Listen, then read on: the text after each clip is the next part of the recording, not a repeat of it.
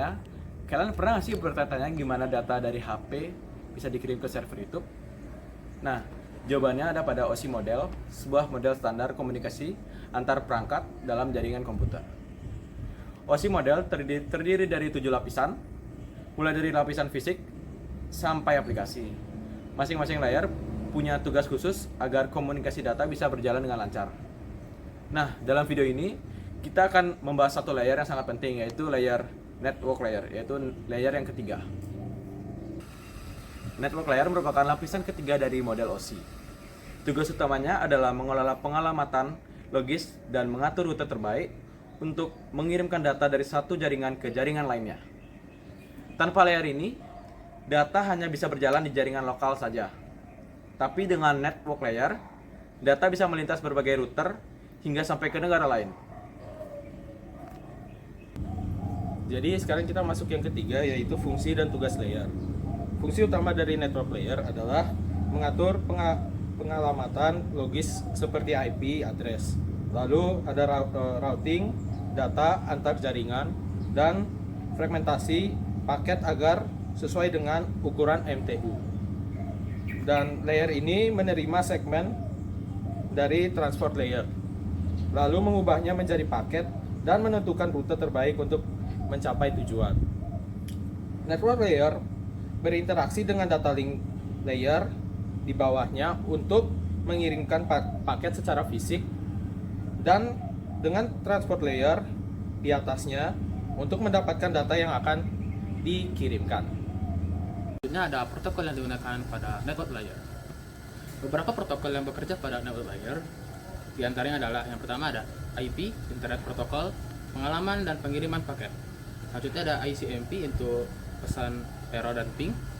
Ada IPsec mengamankan komunikasi IP, OSPF, RIP dan BGP, protokol routing untuk menemukan rute terbaik. Contoh nyatanya, saat kamu melakukan ping google.com, kamu sebenarnya sedang menggunakan protokol ICMP yang berjalan di network layer.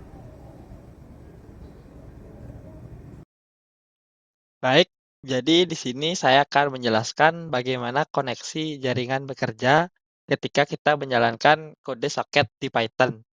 Dan gimana proses ini berhubungan langsung dengan oscillator. Mari kita simak penjelasannya.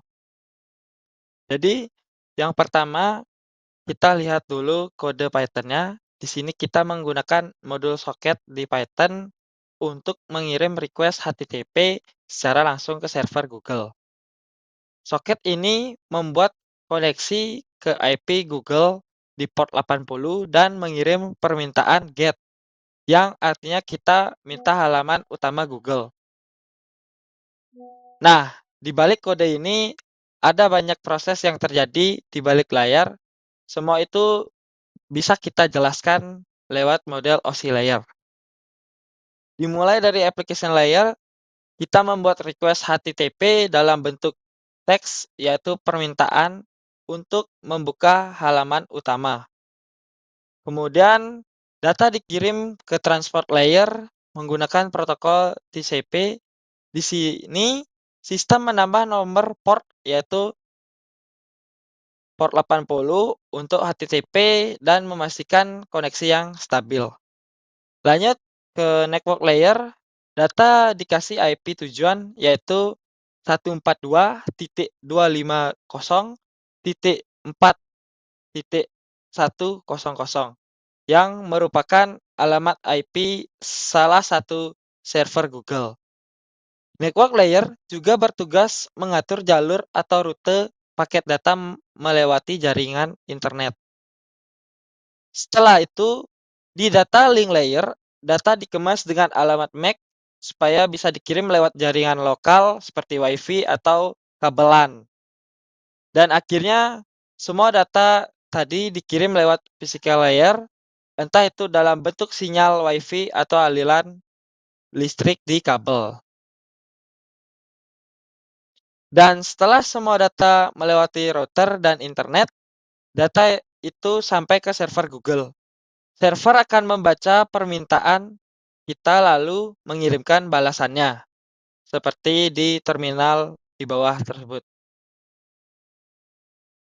dan balasan dari server akan melewati jalur yang sama tapi dari bawah ke atas, mulai dari physical layer sampai ke application layer di komputer kita. Nah, di sini kita akan mengeklik, di sini kan udah dikasih respon, lalu kita akan klik di sini responnya, dan respon tersebut akan mengarahkan ke di mana itu application layer. Nah, di sini kita klik. Nah, di sini kita akan memakai server Google, jadi kita akan dituju ke view halaman utama Google seperti itu.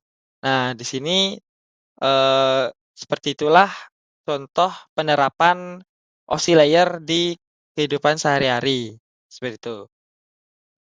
Jadi ini adalah kode sederhana yang ternyata melibatkan banyak lapisan OSI layer yang bekerja di balik layarnya tersebut, seperti itu.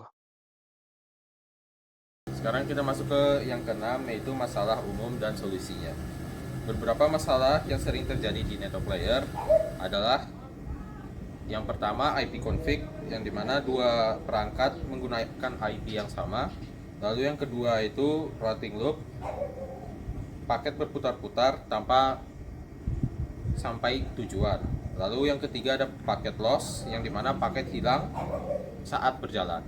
Dan solusi untuk ini kita menggunakan DHCP untuk menghindari IP konflik. Lalu gunakan protokol routing yang baik seperti OSF atau enggak BGP. Dan yang ketiga gunakan TTL, time to life, untuk mencegah routing loop. 2, 3. Kesimpulannya, jadi layer 3, network layer adalah lapisan yang paling penting dalam komunikasi data. Tugasnya meliputi pengalamatan logis, routing, dan fragmentasi paket. Tanpa network layer, internet seperti yang kita kenal sekarang tidak akan mungkin terjadi. Sumbernya tambahan. Kalau kamu mau baca lebih lanjut tentang network layer, berikut adalah beberapa referensi yang bisa kamu cek. Yang pertama adalah buku.